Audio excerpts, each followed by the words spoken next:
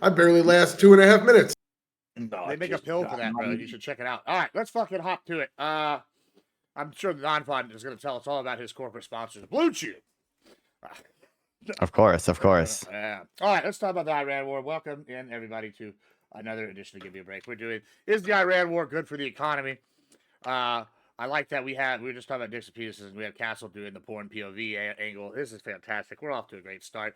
All right, so is the Iran war good for the U.S. economy? Yes, no, maybe. Let's talk about it. Hopefully, not everybody agrees because that would be crazy. All right, Tyler, you can go kick us off.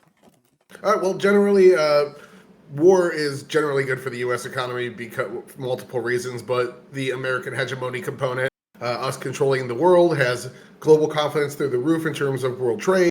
Having these unstable factors removed from the equation one by one, Iran being one of the most destabilizing factors in the world, ends up being a massive net benefit for world trade. Every nation's better off because of world trade. The amount of money we spend on all of our military defense spending that helps other nations pales into comparison to what we bring in tax revenue from simply just taking in imports and exports and then how they trickle down through our economy. It's always a win. Iran is a massive destabilizing factor. Now that we have a coalition of nations in the Strait of Hormuz, well, in the whole the Gulf area, 7 nations all working together, Abraham Accords hopefuls with Abraham Accords members. I think we're going to see a much better world in terms of global trade moving forward, and the stability is going to wipe out all the short-term gains we've seen because of the war. All right, thank you so much, Castle. You're muted. You're muted. Can you hear me now? Is Yes, it sir. good? Yeah, go ahead.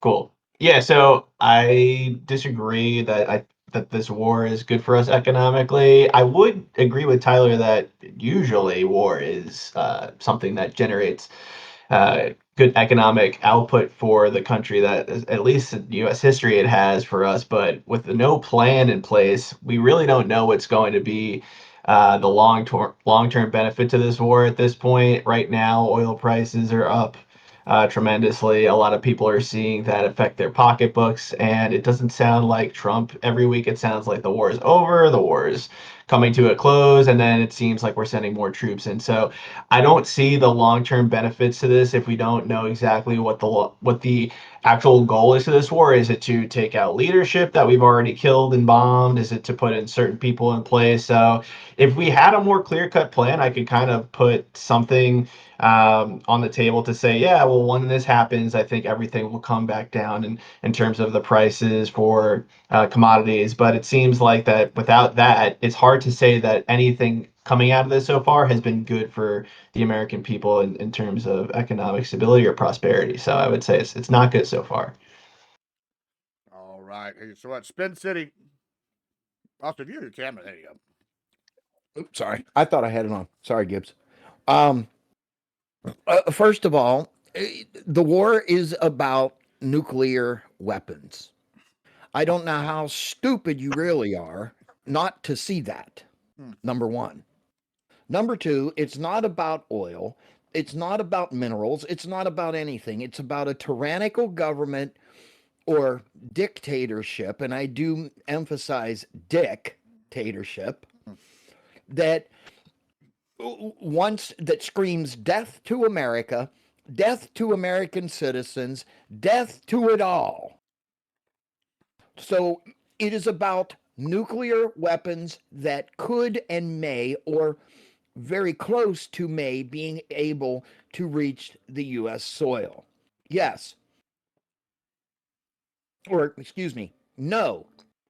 It is not helpful to the U.S. economy for the mere fact that everything has inflation. However, would you rather pay a little bit more at the pump to get rid of some moron that at any given time could say, "Oh, fuck it, I don't like whoever the president is, so fucking nuke him." Mm. That's what the war is about. Yes, it does have a hit on the United States economy, and I can almost guarantee, without doing statistics, it is having an economic effect on the whole globe. Okay, thank you so much. All right, non-fun. Yeah, I think as it stands right now, it's like obviously been bad so far. You know, essentially any negative supply shock is just going to decrease global welfare, and you know that's especially true in the case of where it's a input for everything, as oil is, and natural gas too is that goes through the Strait of Hormuz, and that's been affected as well. It's like in theory possible for some supply shocks to increase like national welfare, even if it decreases global welfare. But that's like just almost certainly not going to be the case, given you know how much important oil and natural gas are as inputs for basically everything. We've seen in the past that oil shocks, like negative oil shocks, have they've decreased total factor productivity. We've seen, you know, it could be the case that we get like cheaper oil or whatever in the future, that there's some more regional stability. But to the extent that's true, you'd expect that to already be priced in, right? So, you know, the bet you're asking us to make is to engage in this war or whatever that has like extremely uncertain results, and you know investors are not confident that there's going to be a good outcome that's going to generate more stability later on, and that's evident in the fact that we've seen, you know, stocks fall, we've seen uncertainty increase, and those are all things that probably also have a negative effect on investment and consumption and the rest of the economy. All right, thank you so much. Also, last Thursday, if y'all didn't know, was National Chili Dog Day. We missed it, so we're eating chili dog now. Secondly, okay, let's talk about this. I love a chili dog. Yeah, it's great. So yeah, my guilty pleasure of all. I don't really do fast food very often. Haha, fat joke somewhere. Oh yeah. But I do enjoy Wiener Schnitzel now and then. A good glizzy, you know, it's fantastic. Anyway, now let's talk about this. The oil, that seems to be the debate. We've said it's for the petrodollars. Now we've argued I've argued in the short term oil prices will go up, but the long term, I think Tyler touched on this, so I'll let him start it off, and then we'll go to the open one. The long-term gain of removing a chaotic power from the region would indefinitely make oil prices more stable, and it would make it stable in other regions by eliminating their supply to the Houthis, which is another different region affected by this. Tyler, why don't you kick us off with that thought process? Do you agree with this sentiment that eliminating Iran as a chaotic actor would help the world and U.S. economy specifically? I'd hope so, because I made the point in my opening that I agree with it. Absolutely. I also agree with the fact that I love a fucking chili dog right now with cheese on it too. But no, absolutely. So a couple of things that were brought up is we are seeing some shock, absolutely. But this shock is going to go away as soon as the conflict ends. The only thing that's creating the shock is the threat of shots against ships going through the Strait of Hormuz. As soon as that's removed, the threat is gone. And right now, as of 18 hours ago, the Iranian president said the Strait of Hormuz is open. We're no longer going to shoot at any European ships going through. Those ships are not United States ships. We get less than 1% of our oil that goes to the Strait of Hormuz. So it's not going to really affect us. What's affecting us? That's absolutely not true, because oil is a global market. That's what I was just going to make the point. Could you let me finish my sentence? I was going to say what affects us is that. He's already said like 3 dumb things, but okay. Oh, yeah. But I'm right. But I'm correct about all of it. Yeah. True. So for one, just because. Let me finish. You can go next. Okay. Go ahead. Dude, are you watching fucking CNN? Are you watching CNN? Everybody, shut the fuck up. Let him finish. Not run your next. So, going into the point about how we have no plan, the goals were clearly stated. Number one is we remove the ability of Iran to project power outside of its borders. That is the number one goal. The number two goal is to find leadership that will work with us. Either it's Israel going in and peeling back layers of the onion in terms of their leadership. We're already on layer number 4 right now. Or the other is somebody arises from a different party and says, hey, we're going to take over stewardship of the country and do it in a more democratically friendly way, where we're not the world sponsor on terrorism, blowing up multiple countries, and the threat of shooting at the Strait of Hormuz anytime you piss us off or don't let us attack Israel with our proxies. So absolutely, this is world peace and a stabilizing measure that greatly is going to outweigh the 2-month blip we're going to see that's going to go right back down. All right. Go ahead. So for one, we're not only impacted by the oil, because, you know, there are other, like natural gas is very important. That also goes through the Strait of Hormuz, and that's going to affect energy prices globally as well. But, you know, to the extent that we don't rely on oil directly from the Strait of Hormuz, that doesn't matter that much, because oil is, you know, redirected towards other places that do rely on those, right? Oil exporters or oil exporters in other countries that would otherwise be sending their stuff to the U.S. or whatever, are now sending it to other countries, and that that increases the global price of oil. It's fun. It's there. There's essentially one price for oil less the cost of transportation shared between countries, right? So that's number one. Number two, to the extent there's cheaper oil in the future or whatever, like I think it's plausible that a new Iranian regime could provide more stable oil or whatever. I don't necessarily, because Iran's a member of OPEC, I think it's likely that if, even if we were able to give Iran better government or whatever, it would take just like years to actually get oil production up above where, kind of where they are at now. And then B, OPEC would probably cut oil in other places to make up for that to maintain their price. So it's not clear to me. I think it could make it less volatile, but again, to the extent that the bet you're asking us to take is to engage in a war that I think has extremely uncertain outcomes, that is absolutely pushing up energy prices, absolutely pushing up the price of essentially everything, because oil's an input for everything, transportation prices, right? Every good needs to be transported. In order to like get somewhat cheaper oil in the future, or like maybe have somewhat less volatility in the price of oil in the future, that's a very risky bet that like no private investor would make if they were like in some equivalent position. And that's evident in the fact that, if people expected good outcomes for it, if good outcomes were likely, that would be priced in. You wouldn't see the S&P 500 and Dow Jones falling 5%, in the last month or whatever, because it'd be priced in. People would recognize as rational actors that there's going to be these good outcomes in the future. So you said I said three incorrect things. The first thing, you basically agree with my take. The second thing you said was wrong. Actually, you said it's actually plausible, but here's some weird tangents that as to why it wouldn't happen. So you didn't prove either of those wrong. You said one was right, one was plausible. Point of order thing real quick. I'm going to let Tyler finish, and then non-pod I know is going to want to respond. Then we'll go to Spin, then Castle. Yeah. Yeah. So the last part is where we disagree. You said private investors. What the fuck do private investors have to do with it? Carg Island's almost fully untouched. They could pick up maximum output tomorrow. As soon as the regime surrenders, they can go back to selling just as much oil. It wouldn't affect the oil market. It's going to go back to normal. What the fuck does U.S. investors have to do with it? Because if these good outcomes or whatever were likely, if it was going to be good for the economy long term, or at least if those were likely, I can see there it is logically possible for it to be the case that it could be positive overall in the long run. It would be priced in. You wouldn't see like asset prices in a negative wealth shock like you're seeing right now. Yeah, I agree. Investors would recognize the stock market should never fall, because at the end of the day, it's always going to go up long term. It's always priced in. That's not what I'm saying. That's not what I'm saying. That's not what I'm saying. That's not what I'm saying. That's not what I'm saying.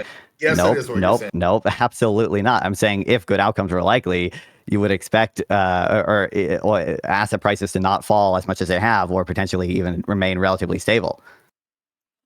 But with regards to the other things, I think I like interrupted you, to be fair, and said like I was just frustrated because I said like you just said like three wrong things or whatever. Number one, the point about us only getting a little bit of oil from the Strait of Hormuz, I think that's just very misleading. I think it's fair to say most people interpret that at the very least in the wrong way when people say that.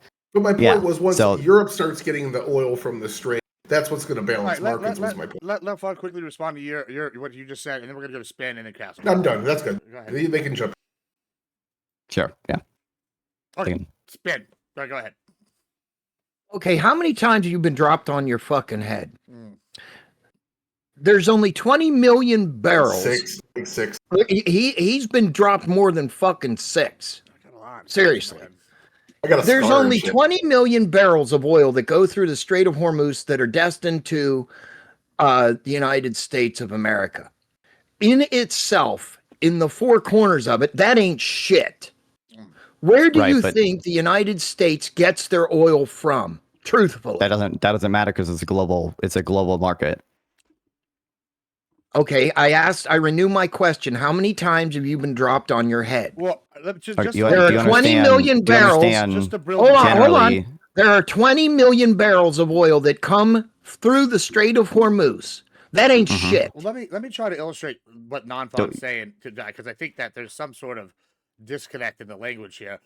Non-Fawn's saying that since it's a global commodity, it doesn't matter how many oil barrels are sold from Iran or any of the, or go through the Strait of Hormuz directly. What matters is since the global price is going to rise, that's going to cause the U.S. oil to rise because those people that would normally sell to us, since they're capitalists, are going to take the higher price from somewhere else, which is going to indirectly raise it here because we're not going to have this cheap of oil access. Is that a good like?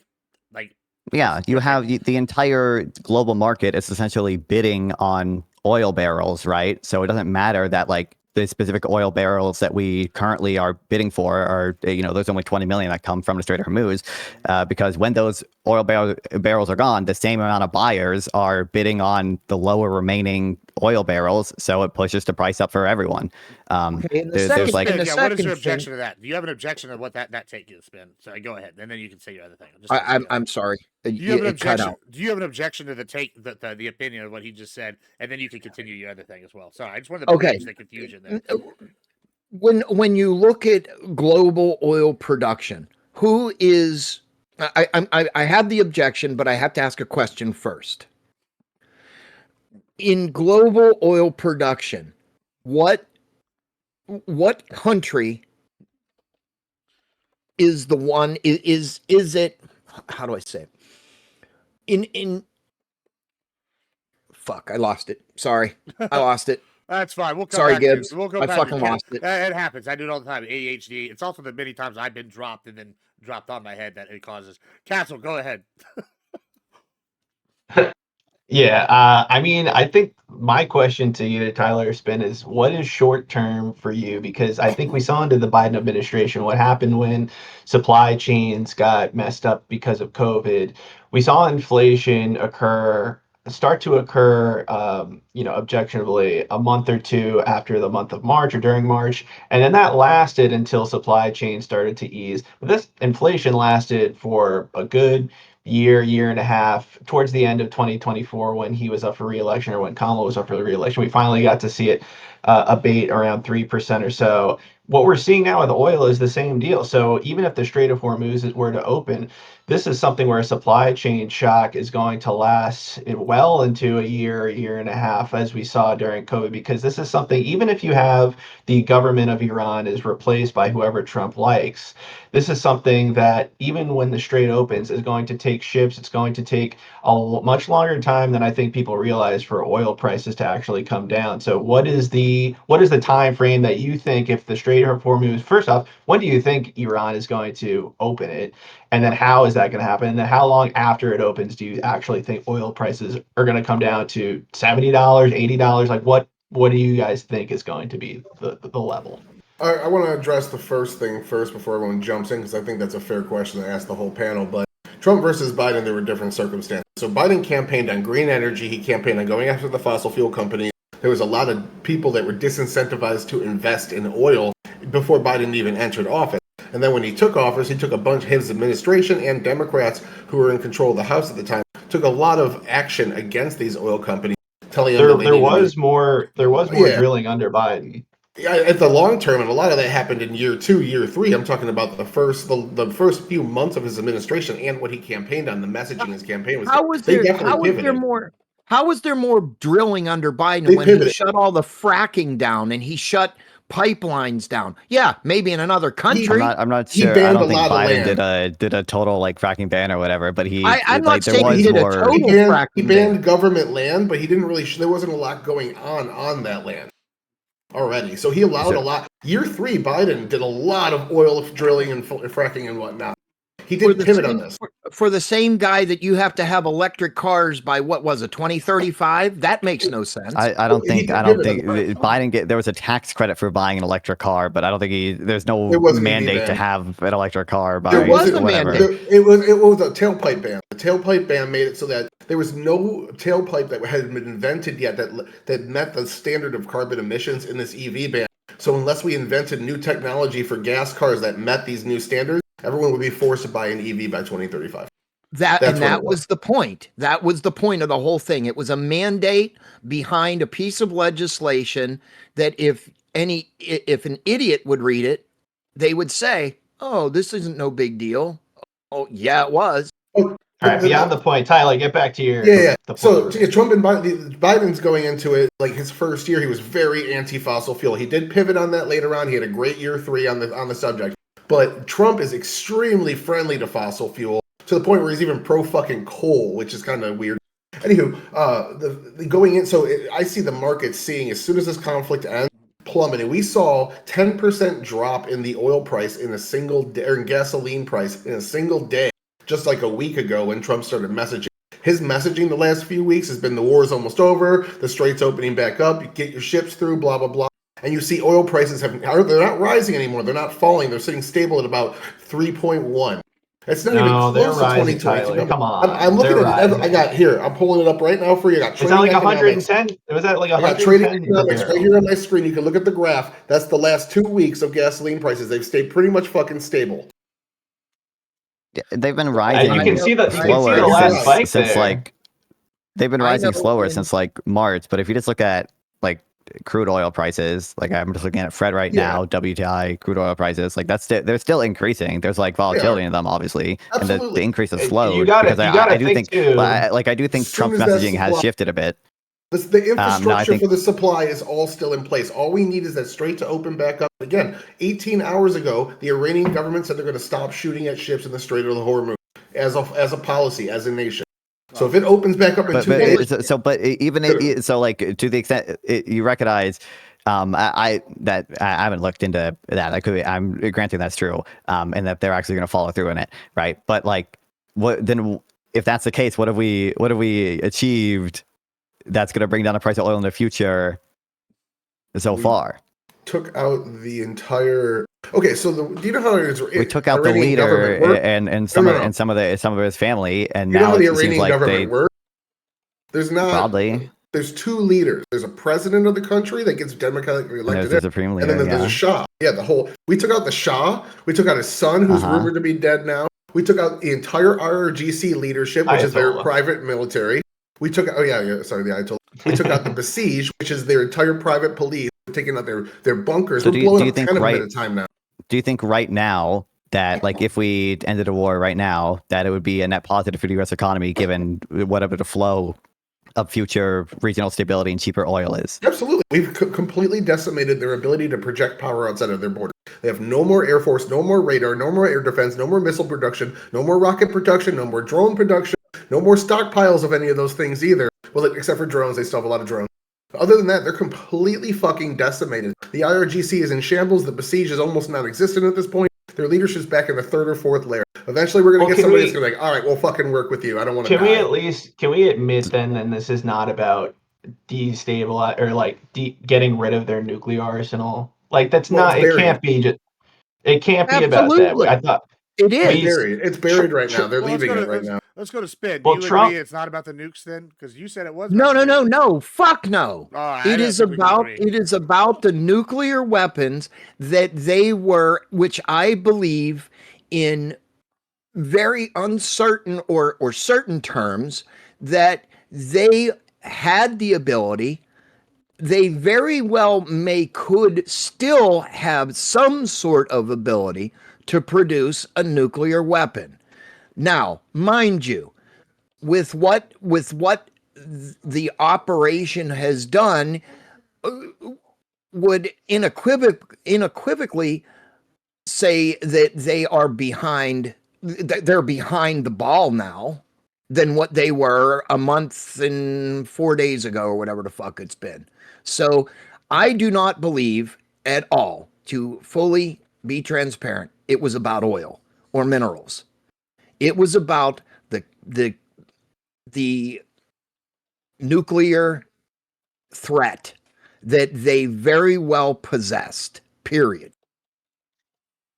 But Spin, you do realize that initially when we did strike their nuclear targets, Donald Trump said it was a success and that we came in and we got what we needed to. And now we're going back into Iran because clearly it wasn't a success. So he either lied the first time or it couldn't been about nuclear weapons. Otherwise, he wouldn't have said that the first time. I don't believe that he lied. I believe that there was other intelligence that wasn't seen at that given moment.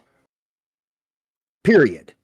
Well, then that's a failure. I'm not to sure be there's honest. any reason to believe I'm that's not true. I saying think you it could. I was- think it you could was not argue a he failure. didn't think it was he didn't think the earlier strikes were like sufficient or whatever. Maybe for even if they got rid of some nuclear capacity, maybe for like broader regional stability issues. I don't think there's any evidence to the effect of what you're saying though. I don't know why you would believe that. Any evidence to what? To Trump getting like some new unseen intelligence or whatever, and that being the reason he decided to like continue going and Federal escalate government, things. you're never going to see that. So So obviously, I you're could not not bring up some sort of evidence that says that, okay, we didn't get it all. Okay, that happens. How could so you? you're not necessarily going to get. You're not. I'm not saying you're going to get a classified CIA report on whatever, but they do. One, there are agencies, the Department of Defense / War and the CIA, that they make public statements, and then there's also just reporting on a lot of the meetings they have, right? Like we get, from New York Times, Washington Post all the time, anonymous sources within the administration are familiar with what the administration is saying, reporting on, what they, the reason why things are happening and certain things that have happened in, meetings and such. And then I would expect even Trump himself or someone high up in the administration, if that were the reason, would indicate that more than they have. Okay, I think so Trump's messaging has been somewhat inconsistent. What moronic logic are you using that the Department of War or the Department of Defense, whatever the fuck you want to call it, would come out and say, okay, we got some, but we didn't get it all? What kind of CNN fake news logic is that bullshit? Your logic is that So they the didn't get fact all that the they've information the given- first time, though. I mean, that's even worse. What I'm saying is, why would they even come out and even say anything like that? Because they want Why to would they come out justify their publicly? actions. Okay, let me break it down into kindergarten terms for you. Why would the government come out and admit that they didn't get it all?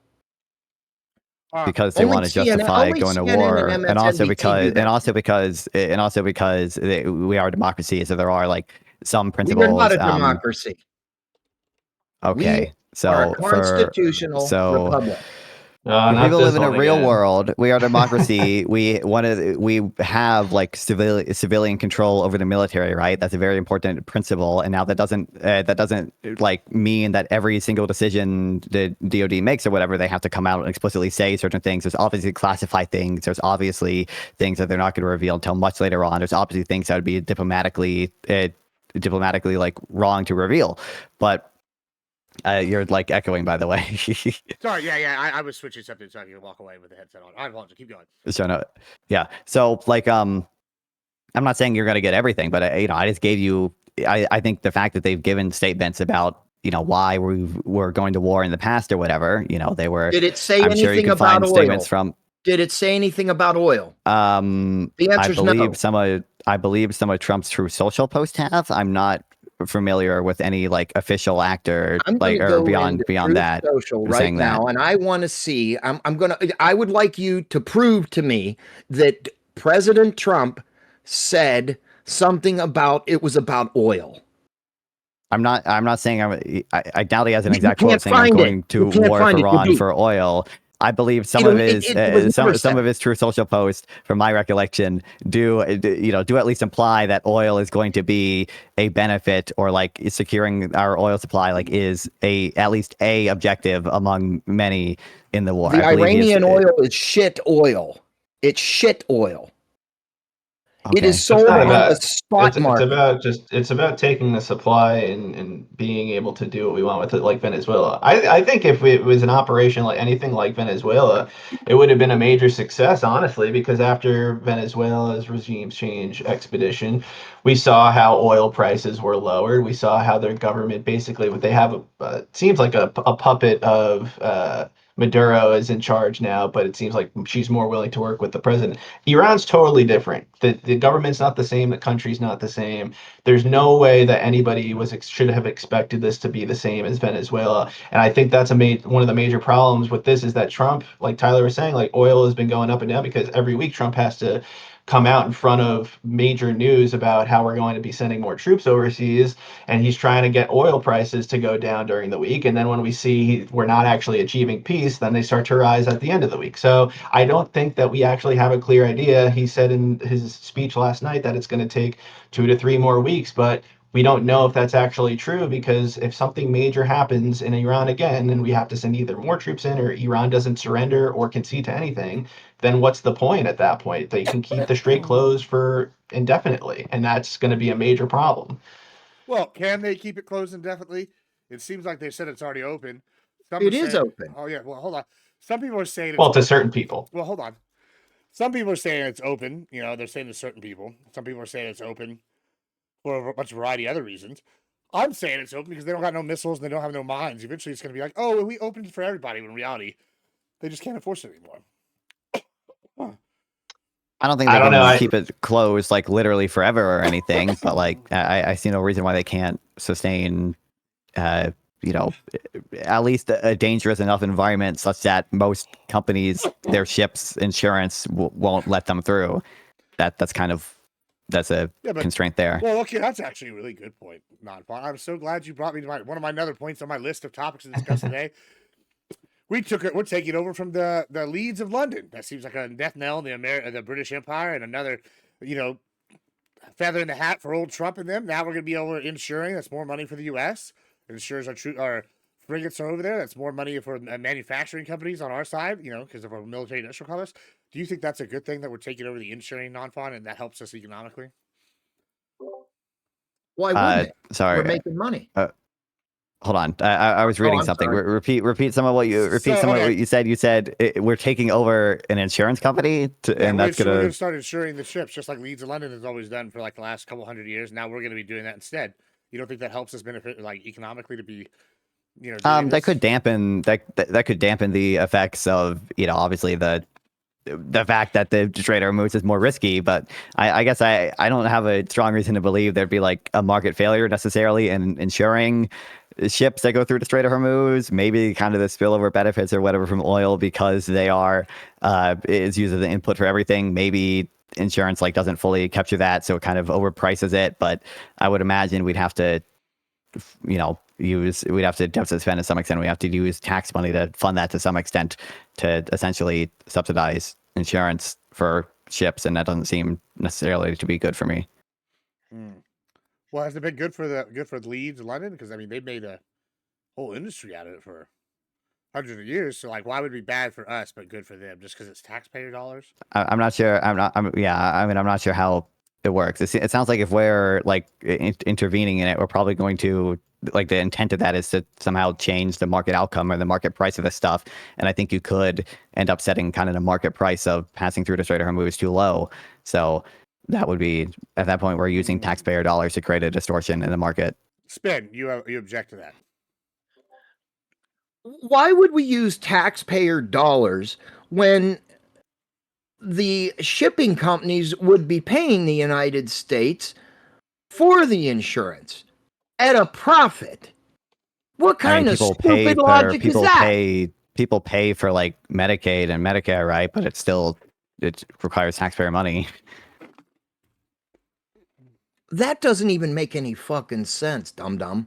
I mean, it doesn't make sense. It doesn't make sense. Unless I'm mistaken, there are like co-pays, and I think even for, I think that depending on what plan you have, I think there can't even be just like straight up premiums that you're charged monthly for certain like first Medicaid. First of all, there's some dumb fucking logic. If you have Medicaid, it's one plan. There are different. No other plans. You can get a Medicaid Advantage plan. You can get a Medicaid Standard plan. Are you in Minnesota or Oregon? I'm in North Carolina. There's the problem. Next thing, there is only one plan for Medicaid. You got it or you don't. If somebody is on Medicaid, they're not going to go out and buy another plan on top of the plan that the government has given them. So I go back to the same logic. Why? Hold on, but even with the plan, what I'm saying is you can obviously have a insurance company or whatever that collects payments from people, but still requires deficit spending or Medicaid, like transfers from the Medicaid, general fund. You're in poverty.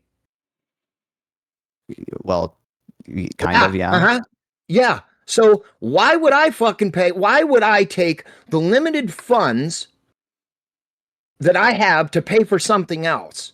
I go back to the same logic. No, I don't think you If understand we, what I'm saying. oh, So, I number understand one, maybe exactly I'm what you're saying. mistaken. Maybe I'm mistaken. I know for certain you could at least choose between like a Medicaid standard plan and a Medicaid Advantage plan. The Medicaid Advantage plan being like Maybe in contracted out to a private Obamacare. insurance company. Maybe in Okay, Obamacare. so Obamacare, they say is still in effect. So Obamacare even you if have it to pay is, for. Medicaid, you Oh, don't.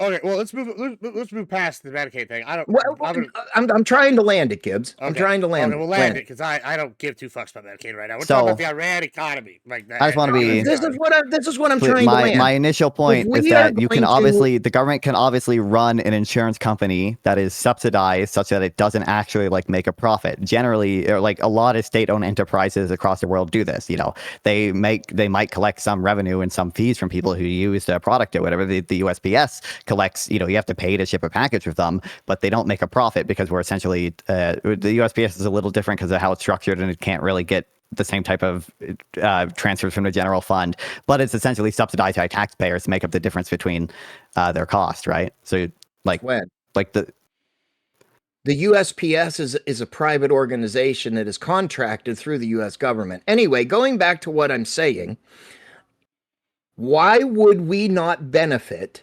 from holding the insurance or backing insurance to come through the Strait of Hormuz and making a profit?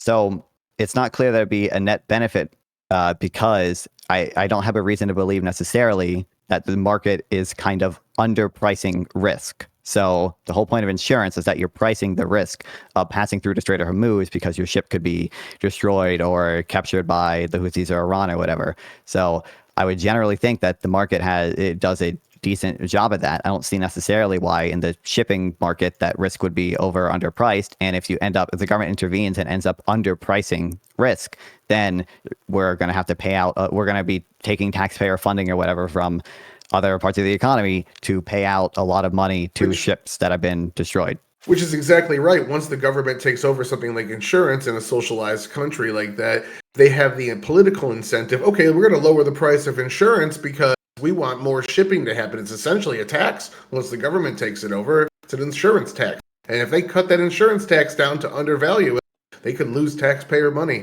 So at the end of the day, man, I would rather have the private market in charge of insurance and just have U.S. insurance companies privately intervene if they'd like.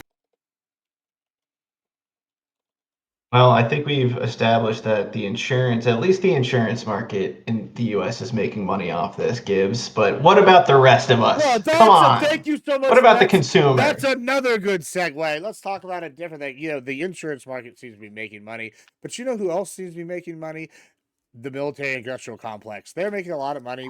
I hear that we're running out of missiles, which means that we're going to have to produce more. You know, here in Texas, they just opened up a USO facility that they're building unmanned submersibles in down here. I think it's outside of Brownsville, between Corpus and Brownsville. So that's big. In Arizona, they just opened up, I think it's called the American Eagles, which they've taken the Shahad drones, which, by the way, based ass name. If they didn't make it that, y'all should steal it and trademark it. If not, I'm going to trademark it for something. They fucking have the American Eagle drones that they're going to use, and they basically Americanize the Shahads. That's manufacturing. This seems to fall under Trump's plan of bringing us manufacturing back to the U.S., giving blue-collar jobs. And libs should like it. These are jobs people are probably going to have unions for in many regards. Now, I don't like unions, but, you know, in Texas, they won't have those unions. But at least for the other one, they potentially could. Why would you not like these things if you're on the left? Why do y'all hate manufacturing so much? Why is service jobs preferred? We'll start with you, Castle, because you were grinning. Oh no, you just trigger. Oh no. I do. I love the military industrial complex. And actually, Gibbs, to your point, because I come from a state with a good amount of military contracts. When we first bombed Iran, when I was mentioning earlier to Spin about how we attacked their nuclear facilities, listen, those attacks, those preemptive attacks to stop them from producing a nuclear weapon, I was totally fine with. And again, those are things that we use to pay money for service members and build these bombs and these missiles for. So that's always good for the military and industrial complex. The problem I have with this is that we're starting to get into uncharted territory where it's starting to not just become a military exercise that benefits the US. It's starting to become something a little bit more deeper than that. And I'm worried that it's going to affect the global economy. And also, it doesn't matter if the military industrial complex is winning if everybody else is losing. If everybody is winning, that's great. Like we did earlier with the nuclear strikes, that's fine with me. But once you start getting into a deeper war and it starts affecting the global economy, and listen, if oil prices continue to go up, we will have a recession in the US, and it's going to affect jobs. Many people are going to start losing their jobs and people are going to be out of work. So that's a bad thing. I'm always fine if there are going to be things like what we did in Venezuela or what we were doing earlier in Iran, but this is just a bit too far for me. I don't think it's going to show any benefit long term. Like I said earlier, we just don't have a plan in place that I'm comfortable with or that seems to be clear eyed from the president, because you can see the data points on this. The polling, it doesn't look good that the war in Iran is something that is very popular, and for good reason. So, okay, so strategic ambiguity is Trump's thing. 1. 2, the polling is rather mixed. The Harvard poll just came out. They had it at +2. The aggregate's sitting at 41 right now. I don't think it's that lopsided. It pretty much lines up with Trump's approval, like a lot of his policies do. If you like Trump, you like the war. If you don't like Trump, you don't like the war. Or as rare interventionists that just like every war. So, I kind of forgot your first point. I had a rebuttal for it as well, so I'm just going to shut up. Yeah, but even if you go on the aggregate, because I know there's always going to be one poll that looks good and one that looks bad, but the aggregate over time, you can't disagree that is a downward trend since it started. It started out more like even, and ever since the war started back a month ago, it's been on its way down on the aggregate, and it's just getting worse. I mean, there are some polls that have it -20 now, if you want to look at the extreme. So I just don't think that there's going to be any rebound there, and the American people want more answers on what the end goal is. I mean, do you know what the end goal is? Because I still don't know. Is it regime change? Is it about nuclear capabilities? I mean, I think it's regime change, but it seems like there's a ton of other things at play, and people are confused on what it really is. The goal is, as they said, to eliminate Iran's ability to project power outside of its nation. They would have made that more difficult if they were allowed to establish their But that's happened, short-range right? rocket That has already program. happened. That has already happened. We should be you out. say that's That's- already been accomplished, and and like that's also why- there's clearly been messaging to the not about that. Like there's been messaging about like Marco Rubio said it was strictly about like nuclear weapons, didn't he? Like Right. Well, that fissile material is buried. Them not touching it again is part of the deal. On top of that, Israel's already pulled out half of their planes to go back to Lebanon to fight against Hezbollah, working with the Lebanese government. So Israel's already pulled out half their shit. The United States is saying, hey, we're just wrapping up. We ain't got much else to bomb. So, yeah, it's pretty much over. Didn't Trump say like literally yesterday that we were going to continue doing stuff there? Don't we literally have troops on the fucking way still right now? Well, they're still Could be wrong. So they've been negotiating behind the scenes the entire time. I don't know if you're privy with the 15-point plan that was presented to Pakistan about a week ago, and they're negotiating over that right now. Again, with the president working with them and saying they're allowing ships to the Strait of Hormuz, I can see a bit of maybe lessening tensions in the next week or two. The president, in its roughly 19-minute speech from the White House, said the U.S. will hit Iran extremely hard over the next 2 to 3 weeks. Like, Yeah. okay, this is an article from today, bro. Yeah, I watched the speech. If they don't comply and work with he didn't. It wasn't a threat. Did he it was an indicate that ultimatum. at all? Yes. See, Why this would is I? what First the of all, left why would I have does. any This is faith? what the left does. They say I watched only half of what the real message is. That's what the libtards and the left does. They True. leave out the most important. Which So- is what are we leaving out? Now, what is the most important thing? Now I'm hooked. Like you can't drop Yeah. that line, and you can't. Oh, I'm dropping it. Oh, okay. Load me real quick. All right, I'm all ready. right. I'm ready. All right. Tyler, would you please reiterate exactly what you just said? And I will Okay. tell you where he Yeah, fucked right. up. I already forgot. No, he was Okay. talking about Trump's That's the quote. weed. Trump did all. He's offering We an want a real ultimatum paragon of professionalism here at in the Gibb every channel. war, not just this one. Okay, Every all war. right. So I'll say it. Tyler's point was just that Trump apparently indicated that he's also negotiating and they could reach a deal before he has to do it or whatever. That and what you left out was if they don't comply. So I don't think I'm not like intentionally leaving anything out. So the prompt of the Then why debate didn't you is say the it? Iran war. Then why didn't you say it? I'm explaining. So the prompt of the debate is the Iran war bad for the economy? I'm generally not particularly interested in like foreign policy stuff. So given a prompt to debate and given who I am, I focus mostly on the economics of things. So it was my understanding from the stuff that I have seen that Trump indicated that he was earlier today that he was like doubling down on the war. I didn't watch the full speech or anything because I think I was sleeping when he gave it probably. But I'm not okay. Maybe you should because it would help you understand what he said. Sure. He I didn't said think that specific point was going to be relevant. I don't think. First of all, I don't think. I kind of doubt you watched the speech, but maybe I'm wrong in that. I don't know. I highly doubt I'm simply that stating one. I'm not intentionally leaving anything out. I was giving Tyler my understanding of things based on what I've seen, and now he indicated that my understanding was missing. That apparently an aspect that Trump was wants to reach a deal for Iran or whatever. Which it's. I mean, I think the most likely outcome probably is some type of settlement or whatever, because Trump ultimately is going to end up wanting to walk away from Iran and have to deal with any like long-term consequences from it. But I'm not confident. What would be the long-term consequences? As They're in, nothing. if we had a prolonged presence there, it would probably the Strait of Hormuz would probably stay closed longer, so it would experience higher oil prices for a longer time. That has a insignificant chance of putting the U.S. into a recession. I think as the war goes on longer, it's likely that less and less people will continue to support it, especially if our involvement grows. It's more likely that more U.S. servicemen are going to die, and that eventually will become unpopular. So I think those would be the long-term consequences that he would want to avoid. Ever since the start of this. Well, okay, go ahead. Let Spin finish, and then I'll go to you. I just had a question because I think I know the answer from Tyler. So Spin, and I promise this will go somewhere. But what was the main or maybe one or two reasons that you voted for Trump? I'm assuming you voted for Trump in 2024. Like, what were the top two reasons? Yeah. What were your reasons though? Yeah, what were the reasons? Well, the first one is a very obvious one. I don't want some degenerate, dementia-fied moron trying to run a country. I definitely did not want some cackling fucking idiot. Don't vote for Gibbs, guys, because I'm going to be cackling when I run. Gibbs, you would have my vote. Well, but anyway, policy. But just for the record, I am a cackling moron. So, me and Kamal might have that in common.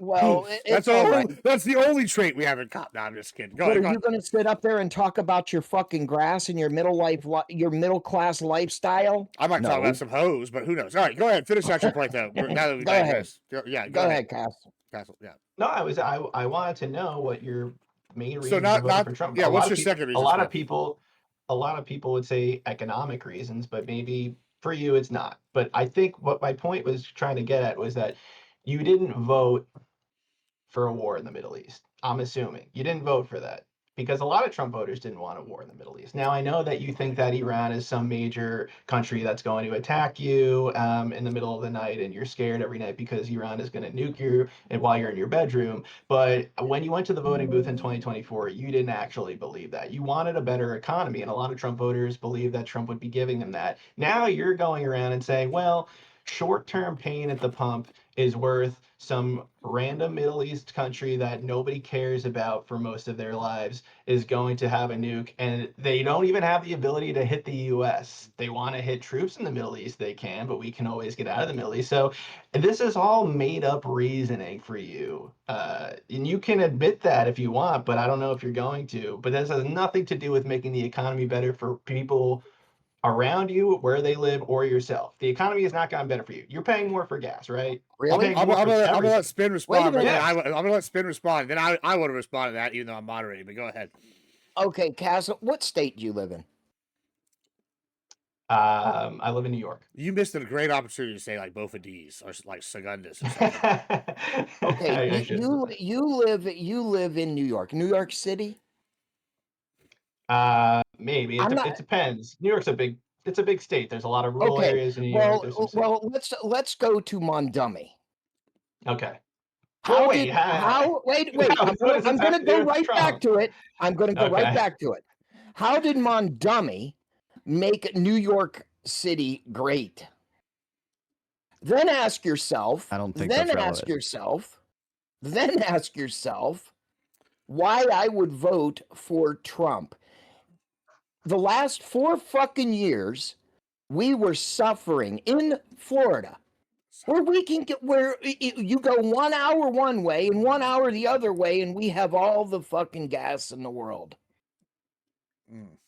So ask yourself your own stupid question. I'm going to answer your question though. You know, you met some All people. right. Some people did. I don't know if that answered it, but Yeah, I'll try. All right, so you're with economics and the not know the wars, right? So like, listen, I want y'all to understand something. See, right behind me, I read all the books. I actually just ordered Kamala's book, but I have all the books. I have all the Trump books. You know, I have some other books like Controversy Creates Cash. I got the Prince over here. We got a lot of political science books underneath this thing. I like to read what these guys say because a lot of times, like Greg Abbott, by the way, I like Greg Abbott, but I'll be honest, if he ever gets elected, you should read his book because it's all about his biography. Isn't really a biography so much it is how he wants to change the U.S. Constitution to not be the U.S. anymore, and I find that pretty interesting. My Yeah, God. you might want to read it. It's pretty crazy shit. I was a little shocked, but my point here with this is this: Trump since 1988 has said, if Iran acts up, I'm gonna fucking take Kong Island. Like he said this consistently multiple times throughout the years, starting in 1988 with an interview the Guardian.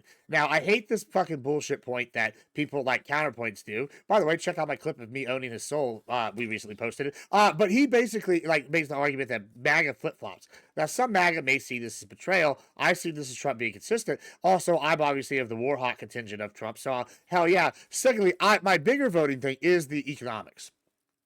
And absolutely, my personal economics have benefited greatly. A, because of the military-industrial complex talk, but B, other economic reasons. Like if I'm getting told by one side, "Fuck you, rich landowner," "Fuck you, rancher," that they clearly don't understand what ranching's like. We don't make a shitload of money off the ranching. I make money doing other things, and a lot of that money goes to support the ranching because we need beef, and I think that's important. I think that's what here with this one. This is another one. It's more of the stability aspect. It is about the oil. I disagree with Spin. I don't give a fuck if they got the nukes. We don't care that Israel's got the nukes, and they're not exactly what I call rational actors all the time. We don't care that other countries have nukes. Like we only care about the nukes as a play, like a tool of negotiating, in my opinion. Yeah, I guess it's scary that maybe like a terrorist organization could get a nuke or something. But Iran, they're not really rational. They could maybe do something with the nuke. But like the idea of them getting one here, maybe setting it off. Like if they did that, we would just carpet bomb the little shit out of them, and there would be nothing there. Like that, the first time somebody nukes us, and we find out where they got it from, that's going to be the end of that country and every person in it. Like, and that sounds bad, but the U.S. has morals until we don't.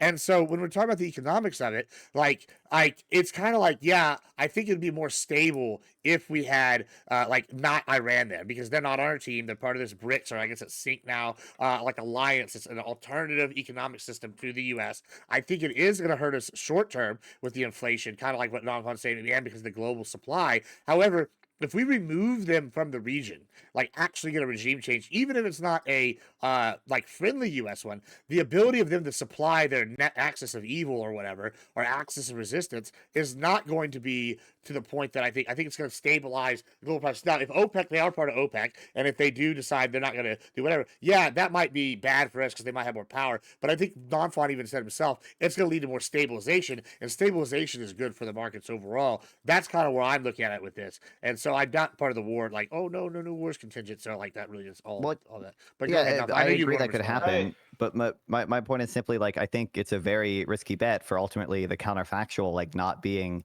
that much of a kind of expected value gain. So like to be clear, for one, to play like, with that, I think I'll get right back to you. I just here's my like the thing with that right. Our current status is they are chaotic, right? And so we've I know you don't do the foreign policy, but we removed the bath party from 3 countries basically, right? Syria, Iran, Iraq, and Libya. And so I think this ties into our overall foreign policy goal, which comes back to the economics. Say the Houthis, right? Let's just take out the Houthis. The Houthis are going to exist without the Iranians. If they don't get the funding, they're much less going to be able to attack the shipping in the long term. And I think that even if we get like the most chaotic state that replaces Iran, they're not going to have the facilities built to produce all the weapons that Iran's had, even in the short term. Like, I think that, like, would you disagree with that, Non-Fon? Not so. I guess, too, but it's just simply like to the extent that we've already removed a lot of Iran's power, which I agree we have over the course of the last like 20 years or whatever. And it's like then I think you just kind of lower the benefit of getting rid of their current regime. So I think even the Houthis, I could be wrong in this. Like the Houthis have been relatively muted since Trump kind of Bombed the shit out of them. Bombed them heavily into like the first part of his term, and then I think we kind of stopped doing that. So my understanding, the Houthis have not even contributed that much to like this current conflict. Maybe I'm mistaken in that, but certainly. Wait, so bombing? So you're saying that bombing worked with making the Houthis attack shipping left? I'm not sure. I'm not sure. Well, I was going to bring that up bombing the because Houthis it didn't really work because the only reason the Houthis stopped attacking ships was because we came up with a ceasefire. I thought it was with because Israel that MAGA communist. Well, with it. it's we. I'm sorry, I gotta agree with Cass. Yes, I'm sorry. There was a bit of a ceasefire, but we are also working with the Yemenis government to take back the land the Houthis have taken. Because like the Hezbollah, the Houthis, and a lot of these smaller groups and nations are anti their own governments. They carve out their own zones that are autonomous to the governments of their state. So Lebanon is currently working with Israel to push back against Hezbollah, and the Houthis are currently working, or the Yemenis government is currently working with the U.S. and Israel to push back the Houthis. So there is a ceasefire in the Strait of Hormuz, but they're still fighting on the ground. But that's my problem too with a lot of these countries is that when you think about a lot of the splintering that would happen, let's say Iran, we get a government. Who's to say that parts of Iran we don't see people start splintering off and starting terrorist cells like they did in Syria, like they did in Iraq, and then ISIS formed. So you could even have a coherent government in Iran. It doesn't mean that these groups I'm are so going glad you. I've been trying to make this point. But hold on. I just want to. All right, yeah, because I'm going to go a different way. Finish it up. Sure. Respond to what Gibb said earlier and touch on some of the other things. So I just think, like, I think it is a highly uncertain event going into Iran and doing anything. I think, our ability to accomplish regime change is highly uncertain. I think the ability to, if there is regime change, have significant influence over that regime, although I think we likely would. I think even that's uncertain. I think that very well could go wrong, and I think there very well could be misleading thing or like splintering factions. And I think, so the comparisons we have to do, I think it's for oil prices. We're comparing oil prices before the war started and the trend that they were on before the war started versus oil prices in a world where Iran has a new government, probably less sanctions, but it's also still part of OPEC, so they can reduce production to increase the price, which is probably would. But OPEC's part of like our U.S. petrodollar, right? Like that's like they're kind of like our little. They're a cartel, but they're our cartel. I think Iran's only an OPEC plus. Well, they might only be an OPEC plus. I mean, regardless, I thought they were a full member. Regardless, I think they cooperate to reduce production to increase prices. I think. Before you change the topic, though, I'm not changing. I'm just going to make a big point. Okay. But I think that's a counterfactual there. It's not clear. Like, I don't think oil prices in the future, in a situation where everything goes perfectly, would be like significantly reduced to the trend that they're on now, because Iran's still going to be a member of OPEC. Although there's going to be less sanctions, it's going to take years for them to ramp up production. And I think they peaked at like 6 million barrels of oil per day or something. I think they're at like 3 or 4 million right now, or prior to the war. So I don't it's a non-negligible amount of oil that they could theoretically produce or whatever, but it's not like so significant that I think it's worth taking this risk for.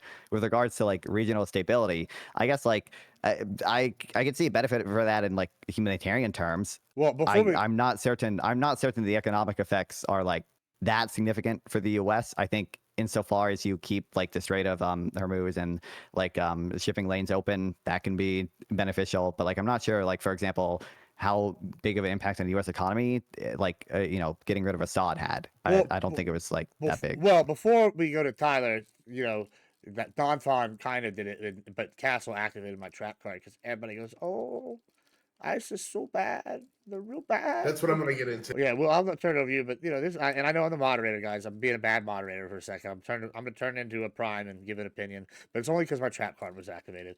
Oh, ISIS are bad. They're real bad, boys. They're killing all these people. You know who's worse than ISIS? 3 countries unifying to form a super state that's gonna control African currency, control oil, and have a strong military, and then control that little Red Sea or whatever. Not the Red Sea, whatever sea is right there attached to sea. This is a problem. That was a problem. That was what was about to happen. We were gonna have the Bath Party, and all 3 countries joined up. And you know what? Bush looked like an idiot when he went in there. Everybody said for 20 years he real dumb.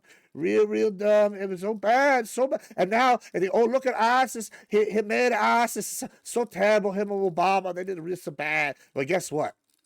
Looks like Bush was all right.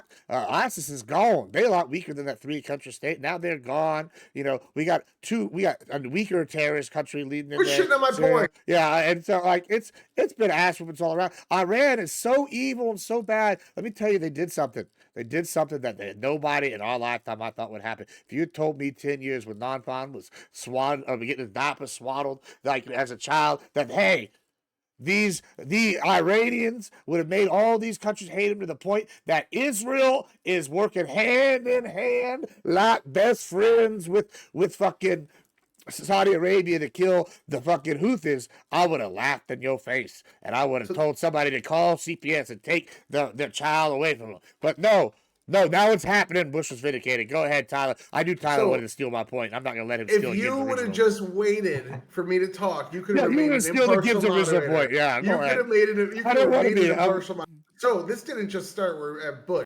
This started at the Cold War. The Cold War used to be the United States' enemy. We fought a 20-year battle over all of Asia and several parts of the world against them. The Cold War, we won. This giant enemy turned into a bunch of smaller states. Now these smaller states are significantly nerfed in comparison.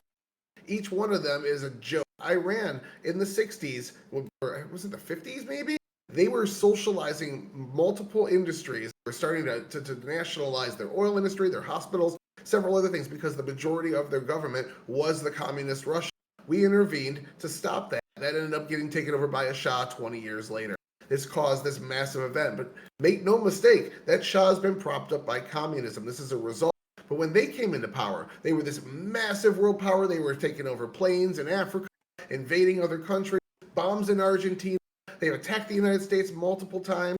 Like, this was a powerhouse of terrorism. And over the last 30, 40, 48 years, through the war on terror that everyone hates because George Bush and blah, blah, blah, it's been a massive success. We're at the point where these terrorist organizations, as Obama said, are the JV squad in comparison.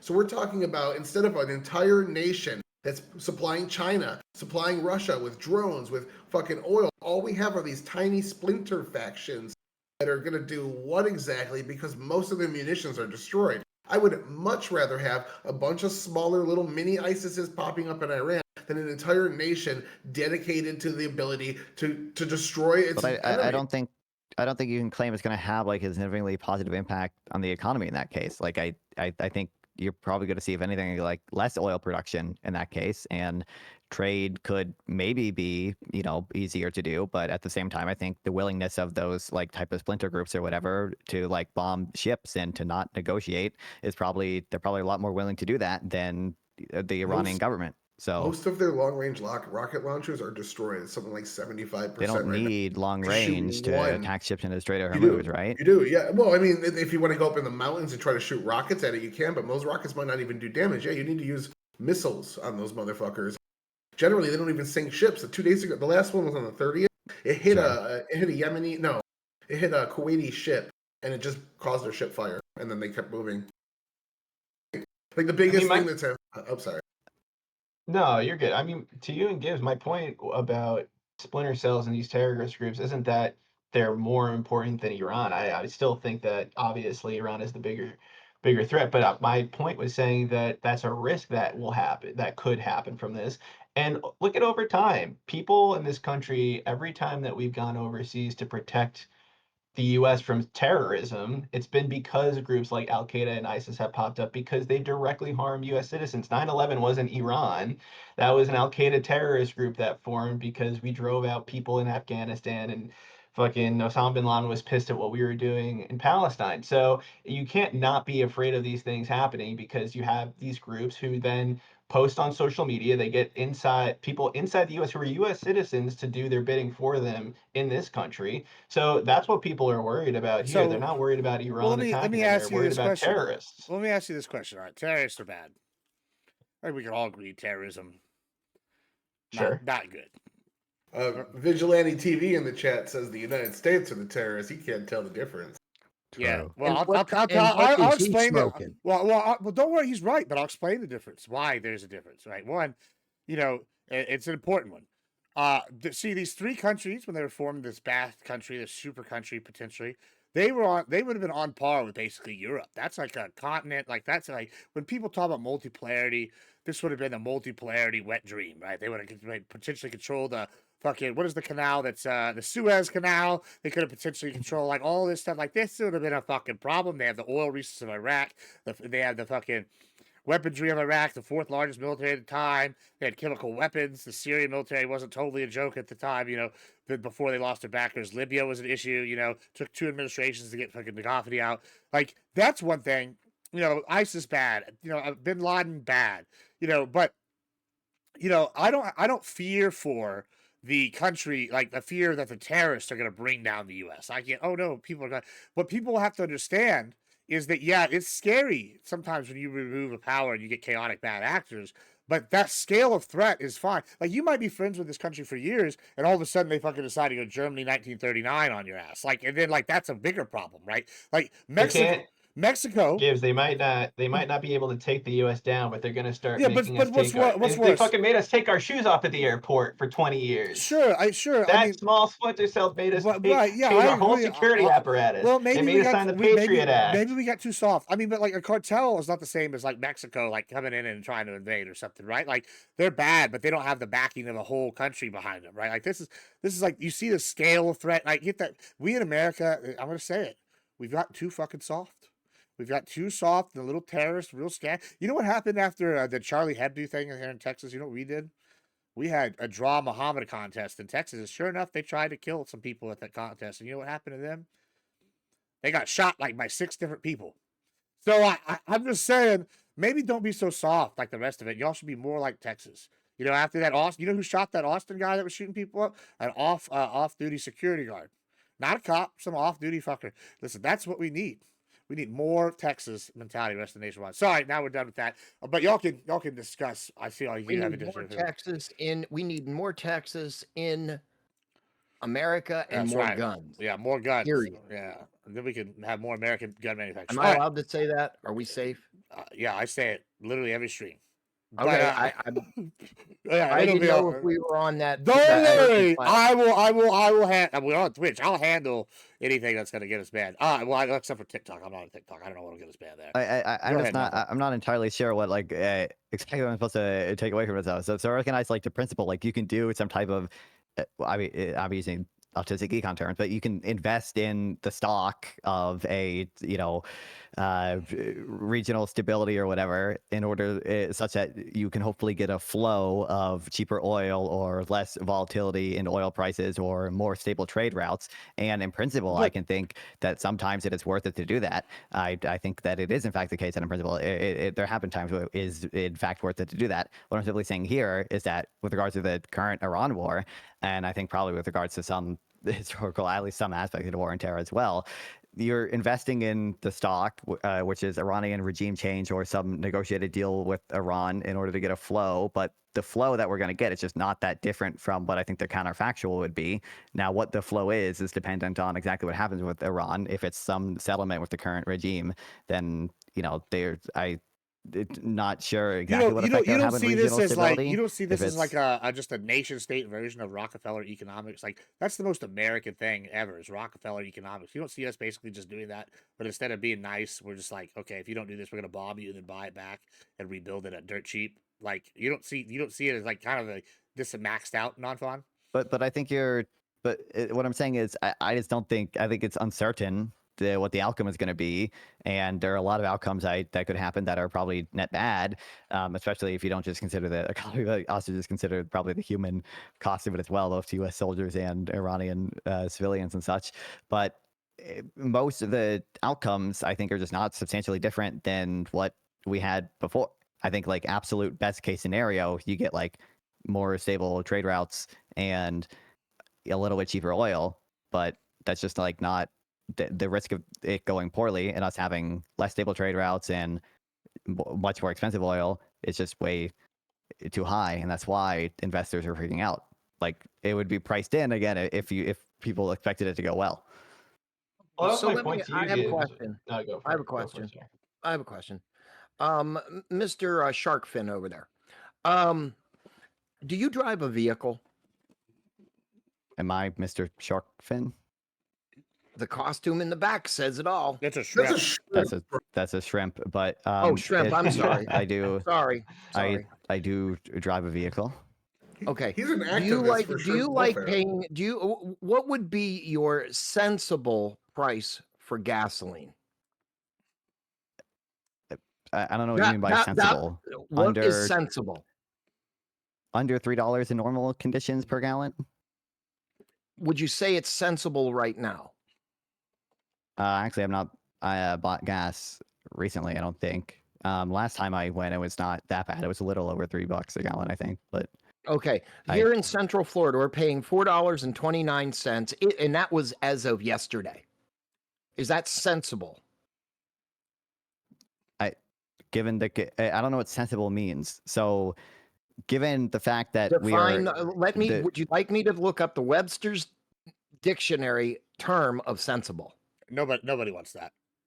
Okay. No, I just don't Nobody like wants that. it's like it's sensible in the sense that it makes sense that when you restrict the supply of oil, when people bid the price of oil up, and that price That's at the supply gas and demand. station is probably a fairly like efficient price. I don't have a reason to believe that's significantly diverging from market equilibrium, except insofar as gas is a negative externality that we don't like price in. But like, I would think that it is sensible in that sense. But they do price it in. They don't. So there's a gas tax, but that's not really pricing in the negative externality of like climate change. I Finn, I'll answer. Okay, Finn, well, I'll answer your question. Well, real quick, I'm gonna Why, respond to chat, and I'll tell you. Yes. So just to be clear, it wouldn't be ethnic cleansing, vigilante. It would be glassing, as akin to what like the Covenant do in Halo, where they just like turn the area into glass. Like, I don't know if there's a word for that. I feel like genocide is just not harsh enough for what would happen if we got nuked by somebody. Or and that's why it's not terrorism, because if there's nobody left to be in terror, you're not terrorizing them. But go ahead, Castle. I mean, I'm hoping we don't even get to that point, but we would know Let's if they were hope we going to don't get nuke us that point. beforehand. Yeah, let's hope we don't. Yeah, get we would know. We would. Yeah, we'll be fine, everybody. But the U.S. has got this. No, I mean, I was going to say to kind of answer your point about the economy piece, and then maybe even answer some of Spin's question. But like a month ago, Gibbs, we had military-industrial complex strong as hell. I mean, we still have. Still supporting people in Ukraine to an extent. We were bombing nuclear facilities. We took over Venezuela's political reign of terror from Maduro. So we had both oil prices at $60. We had military industrial. Why did we want to ruin a good thing? Trump was actually doing things at a certain level that was actually achieving a perfect equilibrium for everybody. I mean, even when I was on this economic panel a month or whatever ago, as a liberal, you have to admit $2 gas prices in Texas or wherever you were was a great thing for the economy. It was a good thing for people. Now you got this guy spending, I think he's in Florida, it's $4, it's $4 in New York, whatever. It's almost double the price. So that's my point, is like, why did we have to stray away from a good thing we were doing? We were still hitting Iran, but we weren't invading Iran. And I think that's the difference, where people aren't liking what we're doing militarily now than what we were doing a month ago, because we're seeing the economic effects from it, and it's hurting people and their wallets. So that's my point. It's like, we can still have those points you made about oil, taking over oil, and then also the military industrial complex being supplied without it hurting everybody else, right? That's my point. Okay, so not being a liberal by no fucking stance, what is the problem with American-made jobs? Well, I don't generally, have a problem with. I don't have a problem. With generally, I can answer this real quick because all three of us are liberal technically. So I know. I would say generally the problem with American-made jobs in the grand scheme of thing is we have very high demands, we have high taxes, we have a more inflated currency, we have a bunch of regulations here, et cetera, worker protections, consumer protection. So it's significantly more expensive to have a job in the United States rather than have one overseas where a lot of those things don't exist and they make $2 an hour. True. So there's not. So the problem with it is that generally there are. It's like, what's the problem with growing my own food? It's like, well, I could spend all my time subsistence farming, but I have more productive use cases elsewhere, and there are gains from people specializing in different things because of opportunity cost and because of economies of scale. So there are also gains from one big farm farming a ton of crops for everyone. There's because of the fixed costs they have to build out, rather than a bunch of individuals investing in fixed costs that's relatively inefficient, and there are gains from specialization and scale and other things as well, which are not worth getting into right now. But that's generally the issue with that. And it's not the jobs is jobs is kind of the wrong thing to focus on. You should just focus on like overall welfare. It's possible that a policy could lead to a net job loss and still benefit everyone overall. Insofar as like if consumers massively benefited, for example, we're all consumers as well as producers at our jobs, right? If you have one at least, and then there's no reason to like a lot of globalization, whatever evil stuff you think it is, a lot of that probably increases net jobs because it increases growth. People specialize in what they're good at, they get more productive, their wages go up, growth overall increases, so there are more jobs. God forbid somebody does manual labor. So for one, I think regardless of whether you trade or not, people are probably going to do less manual labor because that's just a general trend that you see in countries is that the like manufacturing share of employment it follows an inverted U-shaped path because demand for all manufactured goods like at the very broad sector level is relatively inelastic. When manufacturers get more productive, which happens everywhere, you can look at manufacturing productivity in the US, it went up all the way until like 2008, I believe it stagnated. That drives prices for manufactured goods down because they can produce it more cheaply, but because the demand at the sector level is relatively inelastic, the price goes down, but the number of units sold or whatever doesn't go up by the same amount, which means essentially manufactured goods sell less and less as a percentage of the whole economy, as a percentage of income, which slowly drives employment towards the service sector. Okay, so what product would you more likely buy? An American-made product or a Chinese product? America. It depends. Unions. I don't know what you mean. Technically, if you just say You mean, more likely it's a buy, I very would guess simple that of the question, things I'm looking Bonehead. at right now, more things are made in China than made in the U.S. That's not the question. Listen to the question. It's a meaningless question. It is not a meaningless question. Would you rather buy a Chinese product or a U.S. made product? Are they like? Am I holding all else equal? It's a question. It's yes or no. Is all else equal? Probably not in price or quality, no. Just like variation, like a $40 Chinese TV or I would $100 imagine the American reason, like, again, if I look at everything around me, I bet more of this stuff was made in China than in the U.S. Or at least other countries. Like I think this microphone is it's in some European country or whatever. My headphones, I believe, were made in China. I'm sure the shrimp costume made in China or in Indonesia or something. Okay, the Biden head was made in America. That was made with union made. Would you American spend labor. more? I figured that was that dementia-ridden idiot back there, but I wasn't sure. Would you spend more to support TV unions? was probably made in China. Would you spend more to support that's unions? a better question. Not necessarily. Tyler, to answer, there might be Tyler, some. to There might answer your be question, some yes, I unions. would. Wow, there might be some unions that I would I don't believe do that that. for, but not many of them. But regardless, like I would simply, rather seek the out reason and support the country. I would rather seek out and support the country that I live in than to support China. So wait, two things. Number Stop on. one, Wait. No, okay. no, wait. Where was your Make America Great Ahead made? Where was that made? Well, I had two. Where was that hat made? Unironically, one was made in America. The other was made in fucking like Taiwan or something. I mean, it could be made in America. I just want to see because Well, I know because after he got made fun of about it, He fucking He, switched. did he change No. it? Maybe he did. I just want to loop this back to my introduction here. What non Well, hold on, talking about. just real quick. So, like two things. One, I'm not like I believe that you are helping the U.S. overall by engaging in broadly No, like you're not. globalistic policies, right? Like No, I think you're not. outsourcing to the extent we do it or whatever helps the No, U.S. you're not. overall. It helps consumers a lot. No, It you're drives not. up wages. No, you're not. I know you can you're disagree, not. but I just want to make clear No, the you're argument not. is that you are helping the U.S. by doing so overall, right? Okay, So that okay. So the only benefit to the United States is the import tax. no. What the only benefit to the United States is the import tax? I don't know what the hell you mean by that. What is America? What is America making off of a Chinese import? Tons of tax money. So the consumer, Significant Tax money. That's what I the just fucking consumer- said. That's what I No, just so- fucking so said. Not just the import consumer- level. Okay, It taxes. trickles Okay, down. let's use fucking horse ass the semantics. the consumer is benefiting because they get a good that's of some mix of price and quality preferable to an equivalent good made in some other country or made in America.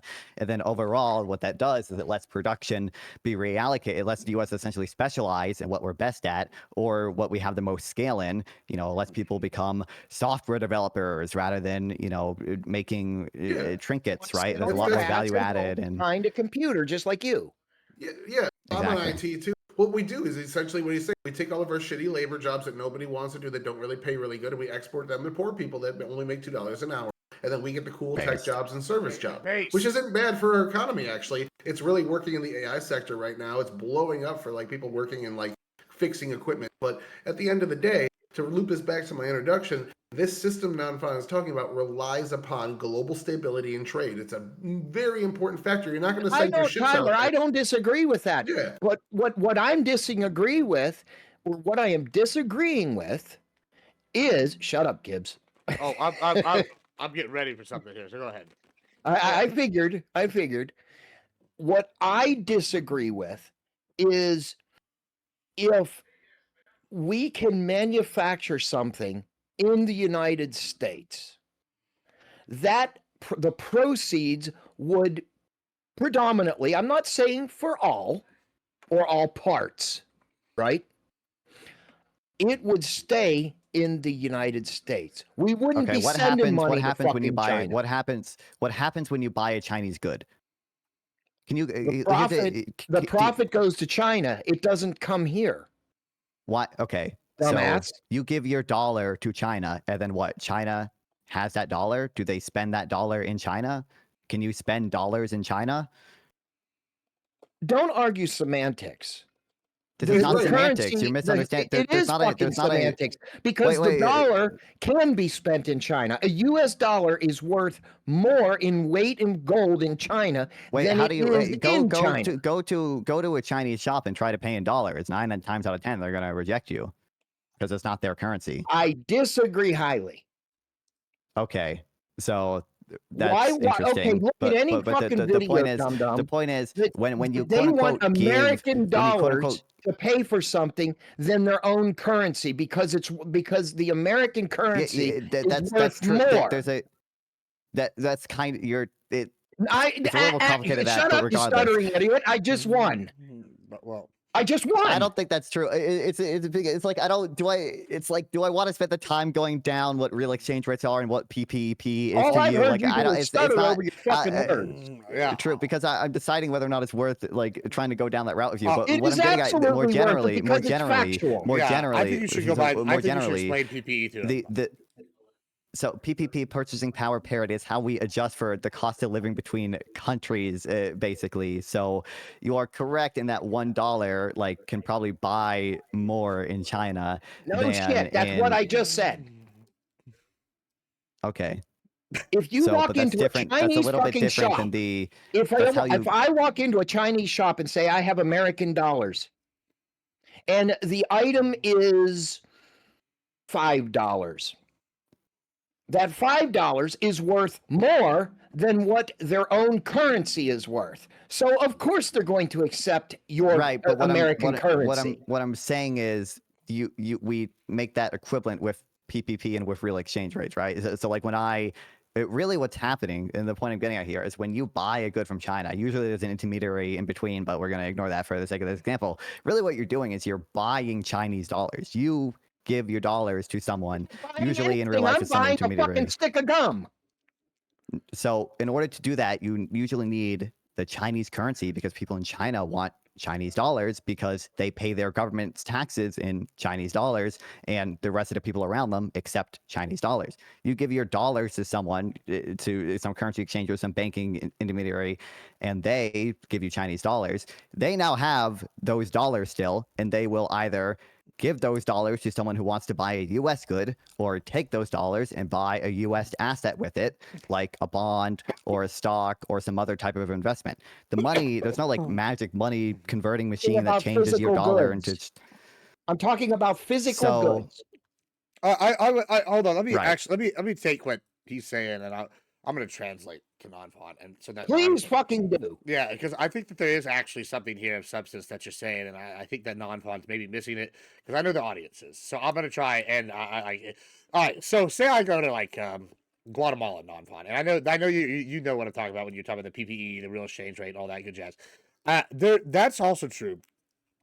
Part of the United States power, and I don't think you actually disagree with this, non-font, and I think this is part of what he's trying to get at, is the fact that they use a lot of these places, like say if I'm in Guatemala, they'll take the dollar amount, the actual dollar amount that I give you. So say they'll have their stick of gum, it'll be like 3 pesos, and which is like, I don't know, 30 cents American, and I give them $1 and I get like, I don't know, 3 pieces of gum or like whatever, right?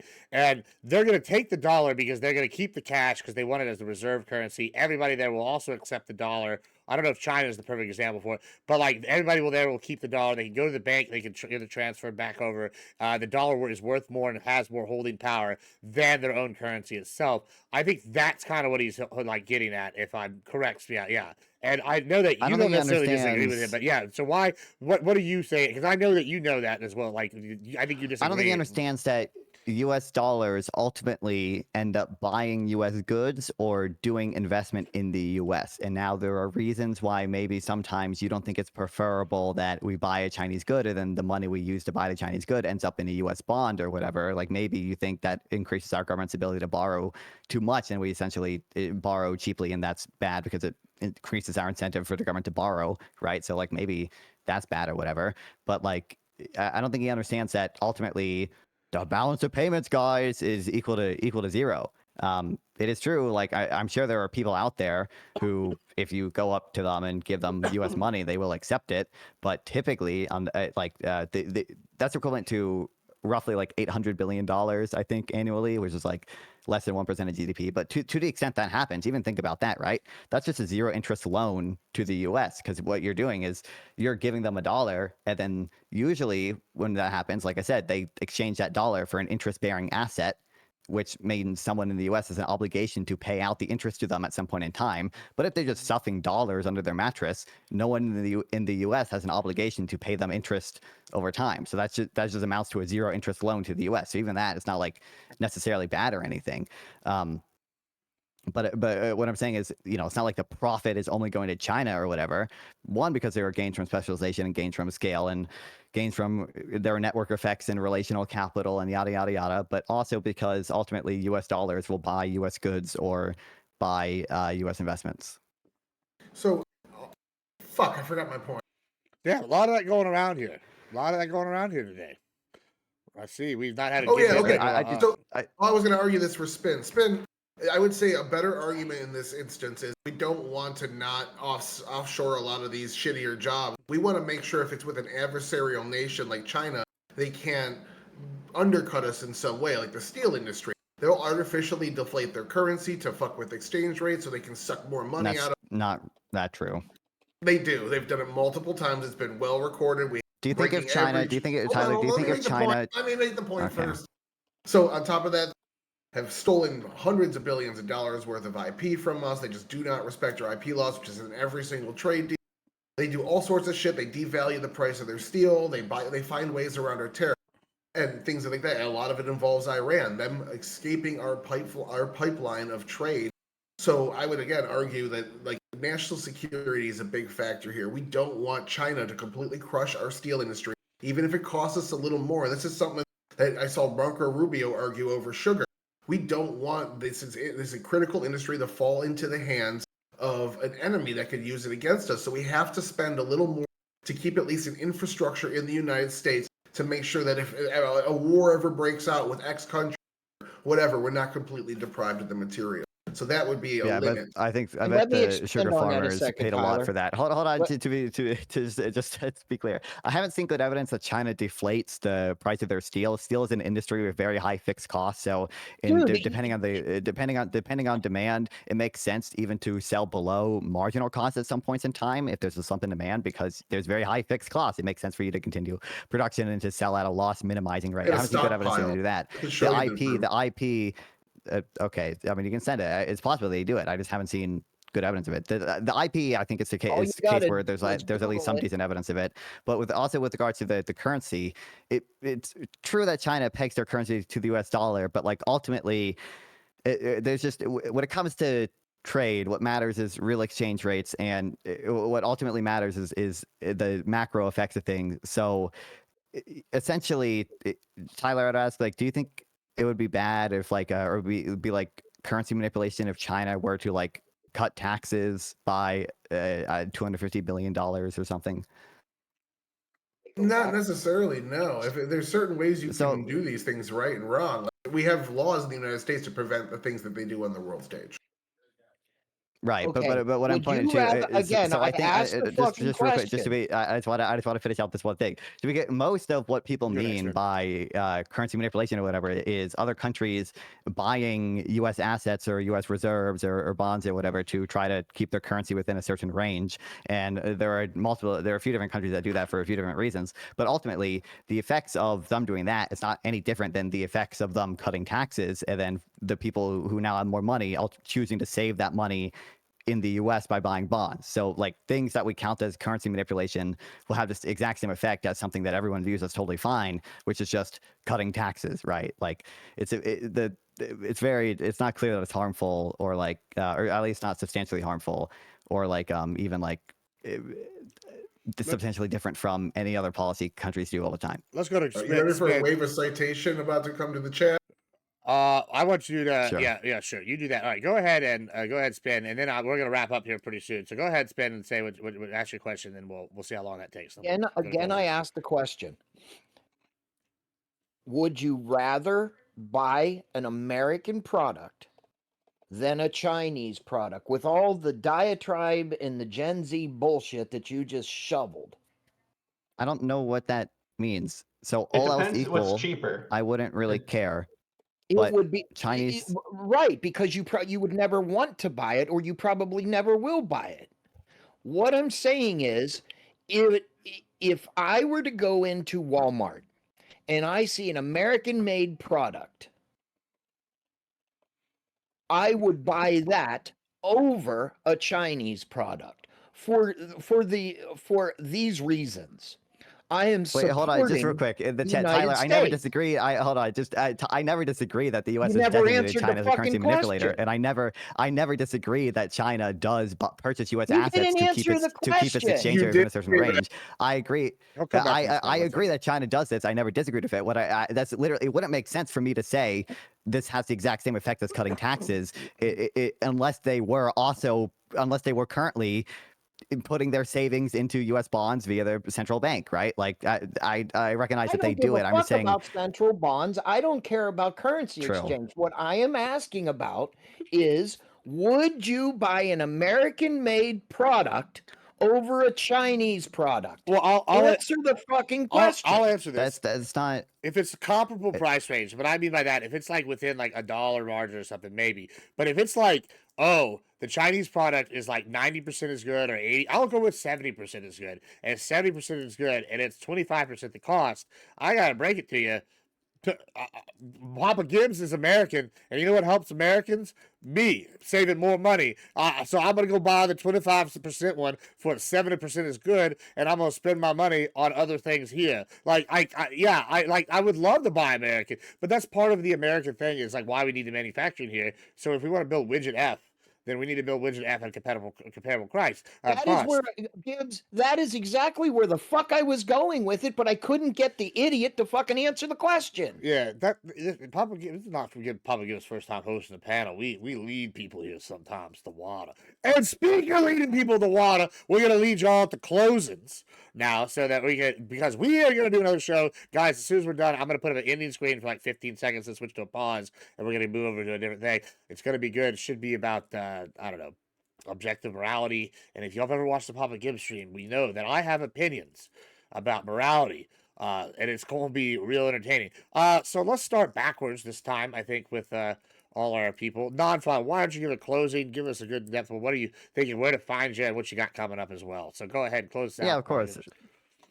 Yeah, I think ultimately it's just maybe this is too autistic econ framing, but like the investment in the stock here, the war that we're doing in Iran or whatever, I think is considering the uncertainty of the outcomes and considering I think even the best outcome is not even that great. It's just not worth. It's just essentially not worth doing. And I think if it was worth doing, you wouldn't see asset prices tanking as much as they are because investors would realize that it could have good outcomes and they would essentially price it in. It is important to have stable trade routes. It is important to have regional stability. I can conceive of strikes in Iran that I would support, but I think the best case scenario here is like is Iran with a more friendly government or a different government that is producing more oil, maybe, but they're also in OPEC, so that's probably going to offset it. And I just don't think that counterfactual is substantially different than the trend that we were on before. Nor do I think even with regional stability, the trend is substantially different because we have already, to a large degree, we can even prior to this war, weaken Iran's influence in the region. So considering, I think if the war went badly, you could end up destabilizing the region even more. It's just not quite worth the risk. But yeah, I'm Non-Fon. I stream on YouTube at Non-Fon, where you can watch a bunch of my old debates as well, mostly about economic stuff. And I streamed a Twitch kick and Twitter at NonFun420, where I also ship posts and stuff. So I'll be streaming for a bit after this still. So come check me out. I appreciate it. All right. Thank you so much, Non-Fun. Mr. Spin City, he's a newcomer here this week to give me a break. It's very entertaining. Give us your thoughts here, your closing thoughts, and where to find you and what you got going on. Thank you very much. It was very fun arguing with a bunch of liberals. I seek that and find amazing that the difference of opinion is great. Do I think the war in Iran has one mission? Maybe not. However, is it good for the economy in the United States? Absolutely. I believe that through weakness we grow stronger. The weaker the weaker another country is, the United States grows stronger. I am Spin City News. I am America First.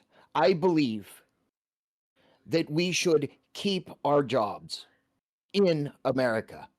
We should produce things in America. We should not be helping some other fucking country.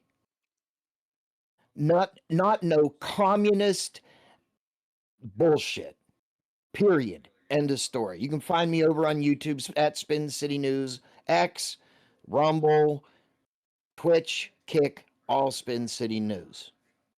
And thank you, Mr. Gibbs, for letting me come up here and destroy the shrimp in a costume. Maybe I need to see. I see a future debate like in my head, maybe for the DCS of about child labor laws and how base child labor is. I think that would be. I think that I bet I'm willing to wager that you and Non-Fon share different opinions on that one, and it might be entertaining. Let's go to Castle here. What you got going on? Who are you and all that good jazz? Thanks for coming. Well, thanks again, Gibbs, for having me on. It was a good discussion. It was nice to see Spin for the first time. I agree. Like I like different opinions, so whether you agree or disagree, is always good to have a conversation like this. You can find me at Castle Guard YT on Twitter. I'm usually tweeting. I do some YouTube, Twitch stuff. Same under the same name, Castle Guard. But anyway, to kind of like wrap this up, it was a wide spanning discussion today. I didn't think we would even get into the Medicare space, which was interesting. But anyway, I think my point kind of remains the same. I think that, wars throughout our history, we've had some good economic outcome from the output that we produce, helping other countries, reaping the benefits from the countries that we do help out too, and the countries that maybe we overtake at that point. But I think for this one, I'm just gonna kind of reiterate what I've said all along: is that I wish there was a clear plan here, because I don't see a long-term benefit economically right now. I think we all kind of agreed that things in the short term are going to be rough, but maybe there's some hopium out there that in the long term things will open back up and we'll go back to the prices that we had a few months ago, and everything will be on its right way. But I'm not as hopeful about that, just because I don't think that when you're dealing with irrational actors like the Iranian government, that you can rely on them, even if you were to force them or push them back in some way and have their government be more pro-American. There are a lot of other people in the area that we still have to be aware of, and it's not going to be as simple as just opening up, oil and trading routes again. So I think we're going to see more long-term effects than people think and people realize. And I think that if we do see oil in the short term go up to that $150 a barrel range, we're going to see a lot of negative impact from that here domestically and internationally. So hopefully that doesn't happen. I hope that the U.S. comes out of this unscathed and that we can clear our objectives and all ends well for us. But I'm skeptical of that, and that's why I remain on the negative side of this prompts. You're muted. I am muted. Hey, thank you so much. Approaching me. Yeah, as for the chat, yeah, I got a few different strains here. Probably gives like to smoke a lot. By the way, Dan Patrick, we're coming for your ass. I'm done with your bullshit. You fucked up now, and now we're coming for you. All right, go ahead. Average debate enjoyer, go ahead. All right, so now if I was right that it could have gone badly, but thankfully the minuscule chance of that happening didn't happen, and this was a one-sided slaughter where one side couldn't even shoot back at the constant bombardment that was just hitting them every single day, thousands of military targets. This is the most destabilizing force in the world, and they were removed from the field. And this idea that it's somehow going to be worse because a few fucking radical groups with a handful of rockets spring up is just, to me, silly of an idea. We see the constant degradation of our enemies on the world stage over the last 80 years, and now they're the JV squad, to quote President Barack Hussein Obama. This is a regime that seized the government in a bloody coup to impose a religious dictatorship on its people that it slaughters en masse if they disagree in the streets peacefully. And it's threatened to shut down the Strait of Hormuz dozens and dozens of times in the last 48 years, constantly destabilizing markets, bombing cities, kidnapping hundreds of people, going into other countries. They just tried to assassinate people in a church a week ago, a Hezbollah agent a week ago in the United States. It just happened. They are the number one sponsor of world terrorism and the largest destabilizing force in the world. It's obvious. One of their first acts when they took power was to kidnap a bunch of U.S. citizens. Like, they are not a fan of us. They took power and they said, first thing we're going to do, fuck the great Satan, the United States. We're developing a nuke and ICBMs to shoot it at the United States. Like, they want to kill us. So the plan has been articulated by the administration. I heard a few times. Just because I don't know it means it doesn't exist. But the short-term markets will jump up for the next few months. But that's it, and it turns around. The daily Trump action that is going to ruin the world is all we're seeing here today. In a few months, everyone's going to forget about this because the markets are going to destabilize. Oil's going to come back down. Everything's going to return to normal. It's just the next thing we see on the rage cycle for today. And as soon as it can't hurt Trump politically anymore, like Epstein was a nothing burger and everyone moved on, they're going to move on from this as well. So global hegemony and stability has brought us the safest world in human existence. And this is absolutely essential. If you're going to take these goods that you spent millions of dollars on in your hard work and put them on a fucking boat and send them across the world, you need to know that that money is going to come back to you. Consumer confidence in the global markets is an absolute must for us to maintain if we want to have trade.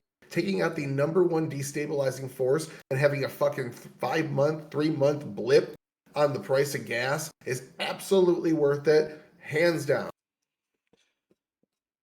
All right, thank you so much. All right, chat, this is going to bring us to the end of the Give Me a Break. Thank you all for coming. I am going to put the ending stream up, but we're not going to end the stream for about 10, 15 seconds here. And then we're going to switch over to the pause stream. Then we're going to move over to a different panel. We're going to have a whole outfit. It's going to be real wild, real spicy stuff. So I hope that y'all are prepared and you got your the big boy pants on. All right, and I won't have to moderate, so I can actually give opinions this time. But yeah, thank you all for coming. Glad to give me a break going again. It was a nice little hiatus. Thanks for all coming back and being on here, guys. Y'all have a good rest of y'all's night. Yeah.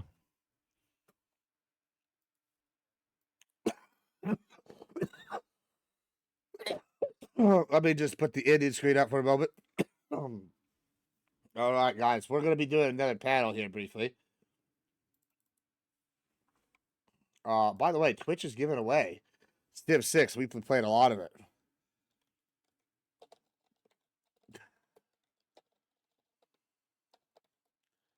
I just bought a Sonic Ice Maker. And so I'm going to go in there and see what we can do about the sponsorship, changing the deals. Because I don't need their fucking shit no more. They're Sonic trees.